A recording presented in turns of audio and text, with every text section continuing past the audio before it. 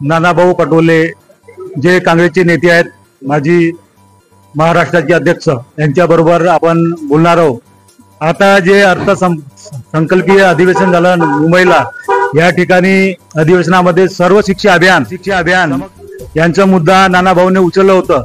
या सर्व शिक्षा अभियानामध्ये 13 कॅडरचे लोक काम करतात आणि शिक्षा अभियानचे, आणि त्याचा मेसेज सर्व महाराष्ट्रामध्ये गुजत आहे। तर आपण तर मुद्दा उचललेला आहे, पुढे काय करता येईल सर तुमच्या हिशोबाने? बघा, आपण जेव्हा मिळाला तर मुख्यमंत्री स्वतः उभे होऊन सांगितले की आम्ही आमचे संबंधित मंत्री पाठवतो आणि त्यांना न्याय देऊ अशा पद्धतीचं आश्वासन त्यांनी विधानसभेत दिलेलं आहे, तेही आपण ऐकलं असेल। आठवड्यामध्ये पुन्हा काय झालं त्या प्रश्नाबद्दल सर्व शिक्षण अभियानात, त्याला या आठवड्यामध्ये आम्ही पुन्हा पाठपुरावा करू आणि आमचं मत आहे की त्याच्यातले अर्धे कर्मचारी रेग्युलर जायचे झाले आणि मग बाकीचे का करत नाही, आणि म्हणून सगळ्या कर्मचाऱ्यांना रेग्युलराइज करावं ही भूमिका आमची। म्हणजे त्यामध्ये सर कसं आहे, 13 कॅडरचे लोक गांधी असेल तर असेल, फक्त एका कॅडरला आमचे जे आहेत संघटनेचे लोक, त्यांना काय मेसेज म्हणजे काय?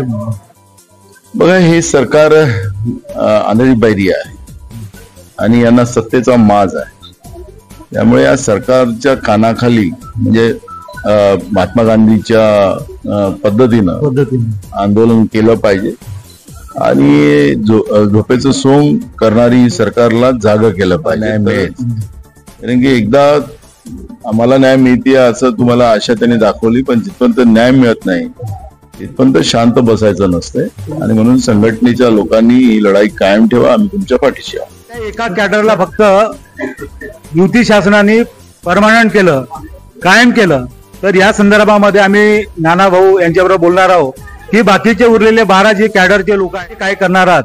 मी धनंजय चव्हाण, 24 भारत, गोंदिया।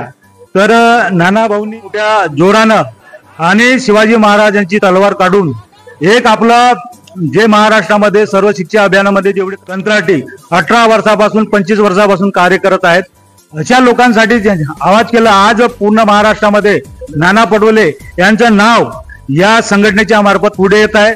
तर त्या संदर्भामध्ये आपण नानाभाऊंना विचारणार आहोत की विधानसभेमध्ये जो आपण प्रश्न मांडला आता अधिवेशनामध्ये, तर त्यांचा इफेक्ट काय करणार पुढे, या संदर्भामध्ये आपण त्यांच्याबरोबर बोलणार आहोत। मी धनंजय चव्हाण।